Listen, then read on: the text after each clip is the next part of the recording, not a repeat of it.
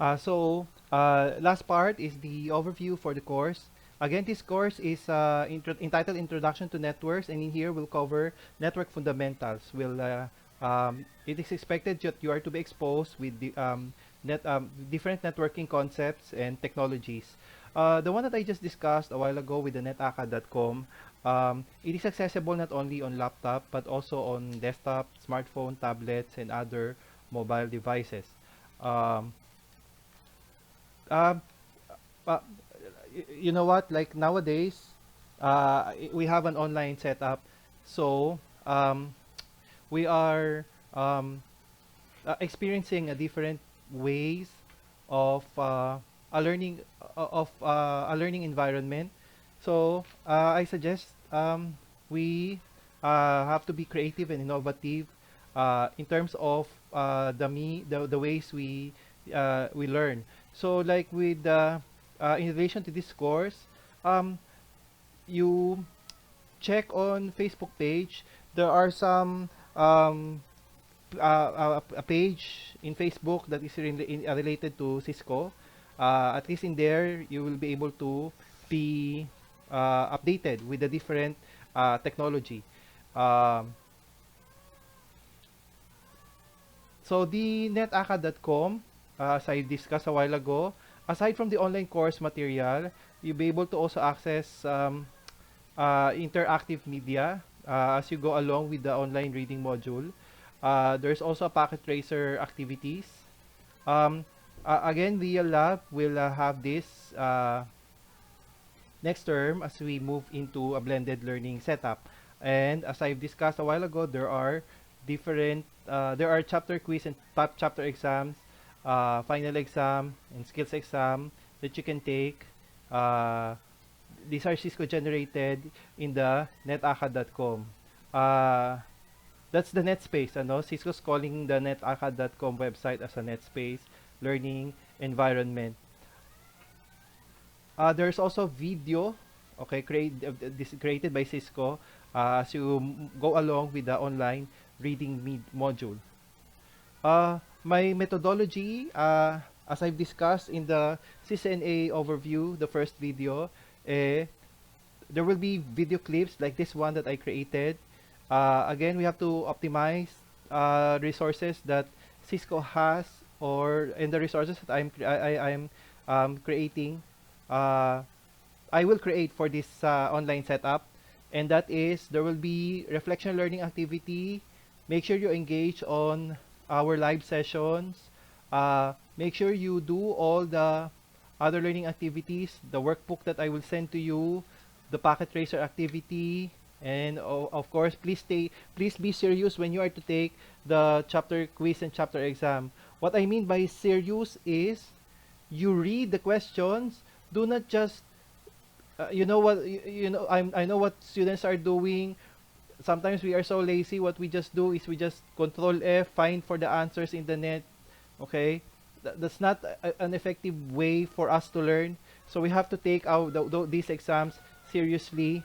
A way to do it seriously is you read the questions carefully and uh,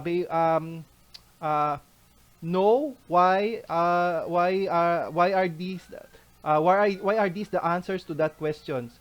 We have to review those exams that we have taken. It helps for us to uh, learn, okay, to ensure that in that way it will contribute to uh, an output where at the end of the course we say, "Ah, okay, this online setup somehow it is effective because I've learned something." Okay, so practice makes perfect. There are topics in this course that are challenging. Like in my opinion, the subnetting part is challenging. So in a way for us to ensure that we learn these difficult topics, we practice. What we mean by practice is whenever there are activities being given to you, you do that activity. If there are questions, you ask me or you ask your classmate. Okay? So, that's a point here, ano? Practice leads to mastery. Okay? Um, this is the slogan of Cisco, mind wide open. This is very, in my opinion, is very um, uh, uh,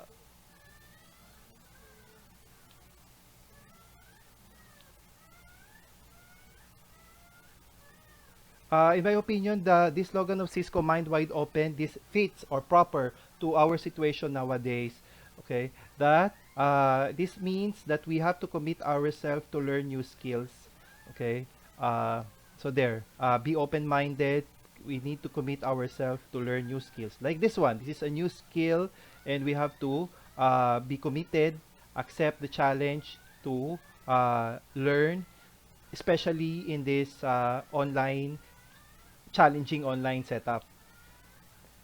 Take notes, okay? Better you have to have notes. You may use Notepad. Me, in my case, I use Notepad. I placed all those keywords like in this course. There are lots of terms to take note. I I place all those terms, important terms that I've noticed when I read a module or whenever I watched a video in a notepad. So that serves as my notes. You may do that as well. It helps for us to be familiar with the different terms and concepts that we are studying. Again, there's a packet tracer. We will use this most of the time for those laboratory activities. Uh, so you appreciate the packet tracer. It's a very good simulation software. And if there are any questions with the packet tracer activity, just send me a message in the Facebook group chat. Okay. Again, packet tracer activity. There are also instances wherein there are educational games. Okay, I think there will be no issue on your part for these educational games. So, for this course, we are to tackle the OSI model. Okay, OSI model was created in order for us to easily understand what happens in a network, whether if it's a local area network or a wide area network. In the OSI model, we'll be able to identify components, those components that we need to establish a network. Cables, network device, IP addressing, protocols for us to provide services like web, like email, file transfer, so on and so forth. So in this course, that's what we are to tackle. It's OSI is a very, it's just a one word, but inside of this OSI model, there's lots of things to learn. So that's the reason why this OSI model was adopted in this course. Okay. It is in the course overview also, TCP/IP. This is also a model being discussed here in this course. It is similar, somehow similar to the OSI. Okay. There are um, there are 17 modules or chapters, I think, in this course, but we are to only tackle up to the application layer. Okay. Um, and the last two modules or chapters, it will be a part of your Cisco 2. So, this ends my video presentation. Keep safe, and again, together, we learn as one. Thank you.